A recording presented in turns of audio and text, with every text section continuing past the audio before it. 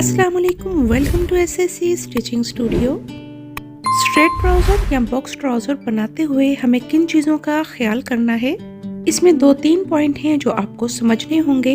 तो चले आए वक्त ज़ाया किए बगैर अपनी वीडियो का आगाज़ करते हैं। अगर तो आपने चैनल को सब्सक्राइब नहीं किया तो जल्दी से इसको सब्सक्राइब कर लें और वीडियो पसंद आए तो इसको लाइक और शेयर करना मत भूलिएगा।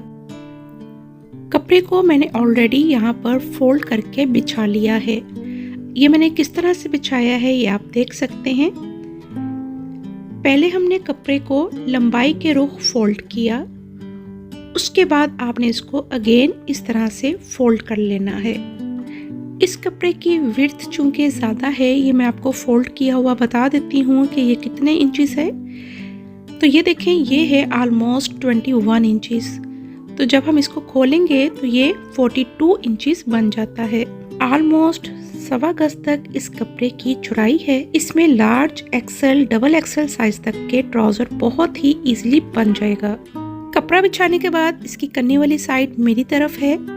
ऊपर से मैंने सीध का निशान लगाने के बाद एक्स्ट्रा कपड़ा कट कर लिया था। एक्स्ट्रा कपड़ा कट करने के बाद नीचे की तरफ 1.5 से 2 इंच का मार्जिन छोड़ते हुए एक और स्ट्रेट लाइन लगाएंगे। जैसा कि आप देख सकते हैं, ऊपर से मैंने तकरीबन 2 इंच तक का मार्जिन छोड़ा है। अब हमने साइड पर भी 1 इंच का मार्जिन छोड़ते हुए एक स्ट्रेट लाइन ड्रॉ कर लेनी है। ऊपर से नीचे तक एक सीधी लाइन हमने 1 इंच का मार्जिन छोड़ते हुए लगा लेनी है। अब इस पॉइंट से नीचे 1.25 इंच नीचे हमने एक और निशान लगाना है और इस तरह स्केल को तिरछा रखते हुए ये लाइन ड्रॉ कर लेनी है।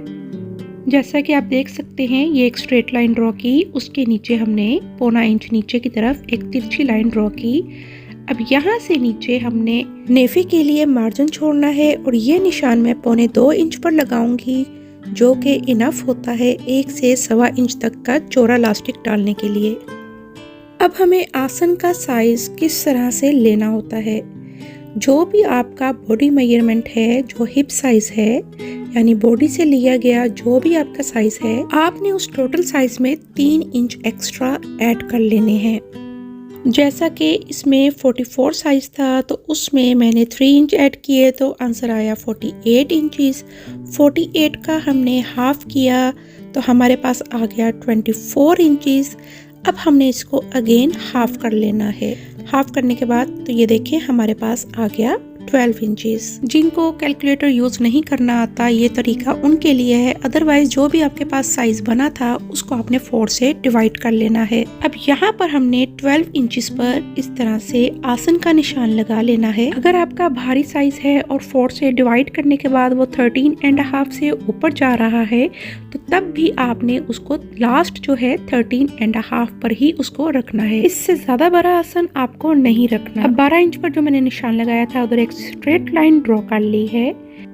अब हमें थाई का निशान लगाना है। तो जो हमारे पास तैयार टोटल थाई का साइज है वो है 16 इंचेस, यानी ट्राउजर की जो हमारी विड्थ होगी वो हमें 16 इंचेस तक रेडी रखनी है। उसमें से हमने 1.5 इंच माइनस कर देना है तो ये हमारे पास आया 14.5 इंचेस। 14.5 में हमने 1 इंच ऐड करना है जो कि हमारे पास सिलाई का मार्जिन है, तो ये बन गया 15.5। तो यहाँ पर हमने 15.5 पर ये निशान लगा लेना है। 15.5 पर निशान लगाने के बाद 1/2 इंच अंदर की तरफ निशान लगाना है, ये सिलाई का मार्जिन है। और साइड वाली जो हमने मार्जिन लाइन छोड़ी थी, इससे भी 1/2 इंच अंदर की तरफ इस तरह से निशान लगाना है। तो ये हमारा दूसरी साइड से सिलाई का मार्जिन होगा। आसन वाली साइड पर जो हमने 1/2 इंच अंदर की तरफ निशान लगाया है, उससे 1.25 इंच अंदर की तरफ एक और निशान लगाना है। अभी मैं आपको लिख के भी गाइड कर देती हूँ कि अगर फिर भी आपको समझने में थोड़ी मुश्किल हो रही है तो यहाँ से आपको होप सो क्लियर हो जाएगा।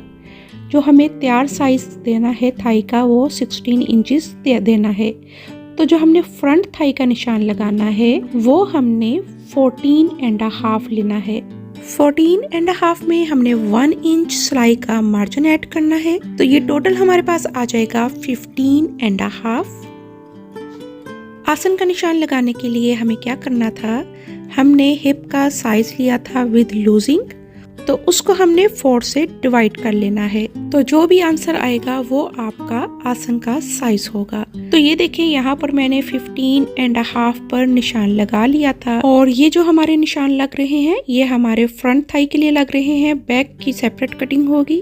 अब आपने स्केल को इस तरह देखें सीधा रखा और 1 इंच तक आपने ऊपर से अंदर की तरफ कर देना है। ये हमारा सीधा स्केल है। ऊपर से स्केल को 1 इंच अंदर की तरफ लेके जाना है और इस तरह एक आड़ी लाइन ड्रॉ कर लेनी है।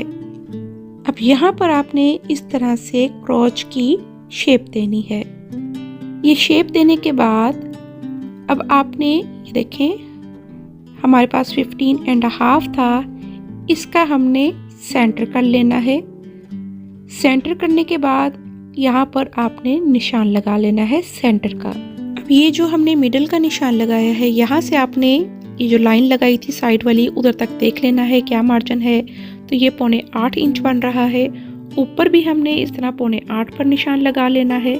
अगर तो आप फ्रंट प्लेन और हाफ इलास्टिक वाला ट्राउजर पहनते हैं तो ये ऑटोमेटिकली फ्रंट बेल्ट का हमारे पास साइज निकल आएगा।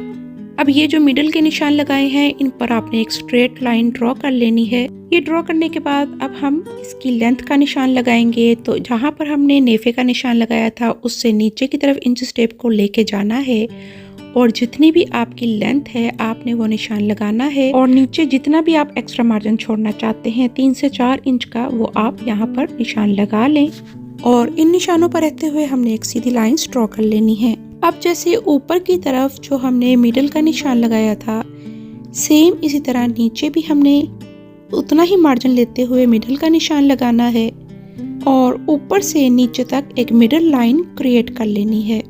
स्ट्रेट या बॉक्स ट्राउजर बनाते हुए हमें मोहरी यानी पांचे का साइज क्या रखना होता है।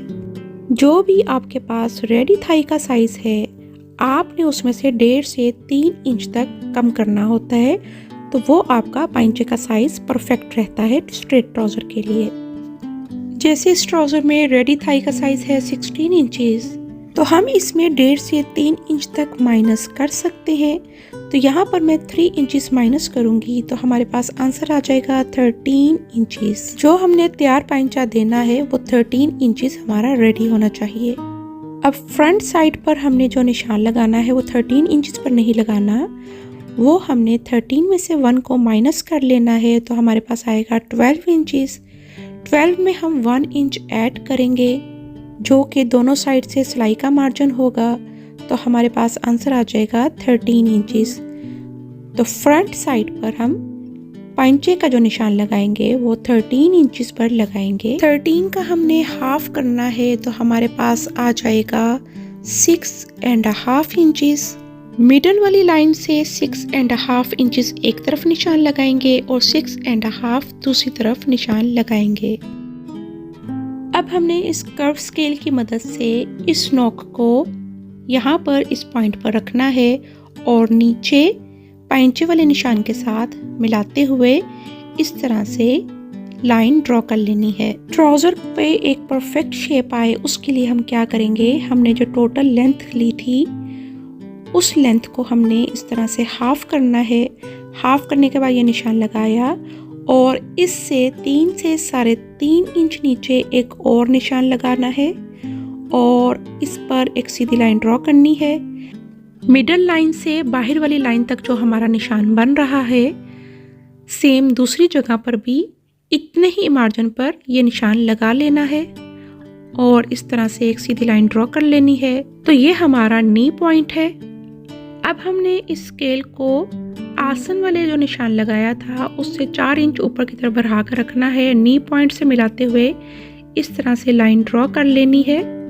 नी पॉइंट तक ये निशान लगाने के बाद पट्टी को इस तरह से हमने इसकी साइड चेंज करनी है और इस तरह नीचे पाइंचे वाले निशान से इसको मिला लेना है। अगर आप इस चपटी को यूज करते हुए ट्राउजर पे निशान लगाएंगे तो आपके ट्राउजर की शेप बहुत ही अच्छी बनने वाली है। पाइंचे वाली साइड से फ्रंट और बैक को मैं इकट्ठा ही कट कर लूंगी और साइड से हमने सिर्फ फ्रंट का पीस उठाना है और इस निशान पर रहते हुए हमने फ्रंट का पीस कट कर लेना है। अब बैक कट करनी है तो ये जो हमारा सीध का निशान लगा हुआ था हम बैक पर भी ये ले जाएंगे।